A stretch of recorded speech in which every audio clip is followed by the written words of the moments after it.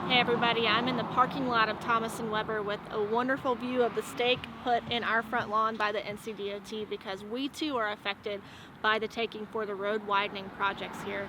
We know you have questions, so we are going to answer the most commonly asked questions about the eminent domain process.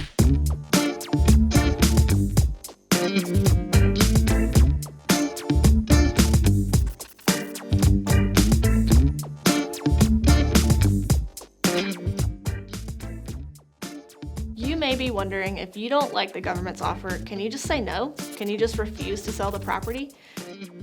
Well, unfortunately not. One way or another, at the end of this process, the government is going to own that portion of the property so they can complete their project. The question really is, will you be compensated fairly for the part that they take? You're probably also wondering, can you fight the government? And the answer is yes. You can always negotiate with the government. If they end up having to file a condemnation action, you can participate in that legal process. You can represent yourself, or you can hire an attorney to do that for you so that you can ultimately get a number for the property that is fair and represents what the property is actually worth. You may be worried about, or maybe even hopeful, that you can stop the project just by fighting with the government. And I'm here to tell you that project is continuing on, so you don't have to worry about your neighbors. If they're in the process of negotiating and they're almost done, they can keep on with their process and you can keep on with yours. The government's timeline is their timeline. So don't be worried that you're going to stop the project, and don't think that you might be able to throw a wrench in the project just by fighting. While this project is continuing, the government has to deposit the amount of their initial offer with the court so that you all can continue working towards determining a fair value. What you may not know is that there are procedures by which you can take the initial offer of the money without giving up your right to negotiate for more money, and that's something that an attorney can help you understand. We hear a lot of people say that they assume that the government's offer is fair because they got an appraiser, didn't they? Well, what you should know is that appraisers are people and people can make mistakes.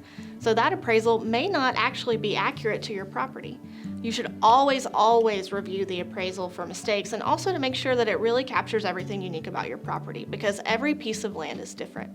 Also, don't assume that the first offer is going to be fair. Just like any other negotiation, your first offer isn't the most that you're willing to pay. And if it is, then maybe you should take some tips on negotiating.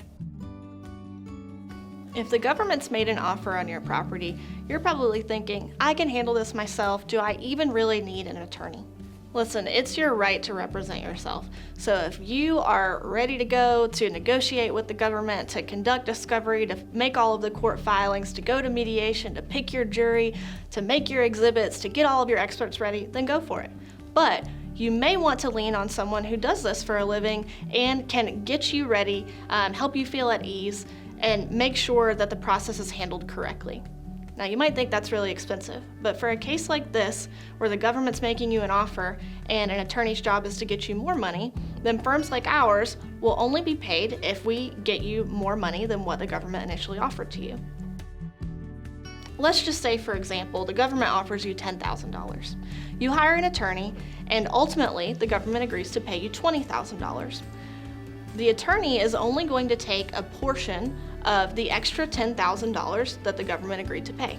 So you always get what the government initially offered, plus the additional portion that the government agreed to pay, less the attorney's portion.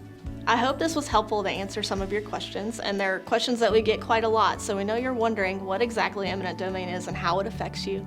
So you can always learn more by contacting us, Thomas & Weber. I'm Tiffany Weber, a real estate attorney, and we're happy to talk you through this.